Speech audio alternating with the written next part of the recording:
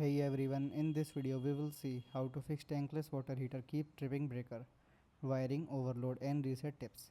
Fix 1 is reset the trip breaker. Turn off the tankless water heater, then go to your home's electrical panel, find the trip breaker and switch it fully off, then back on. Turn the water heater back on and check if it works normally. Second one is check for an overloaded circuit. Turn off the breaker, see if other appliances are using the same circuit. Unplug or move other appliances to another unit. Turn the breaker back on and test the heater.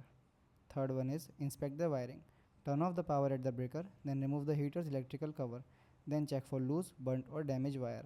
Tighten loose connection or replace damaged wiring if needed. Then restore power and test the heater. Fourth one is reset the tankless water heater. Turn off the heater, wait about 5 minutes, then turn the heater back on and check for normal operation. Fifth one is check the heating element.